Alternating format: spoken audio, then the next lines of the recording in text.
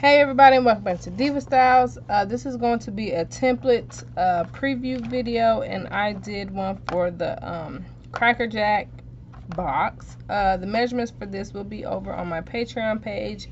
The link for that will be in the description box. Today just happens to be my daughter's birthday, so I went on ahead and made some for her. Of course, you guys, she has been on Rainbow Dash and My Little Pony like for the past 3 years. Look at that.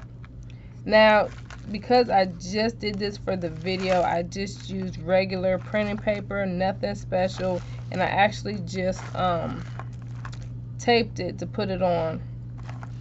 But of course, you guys can do it up a little bit better. But the measurements for this is going to be on my Patreon page. Yeah, so if you have any questions at all, please feel free to ask. You guys, that came out really cute. And I'll see you very soon. Bye.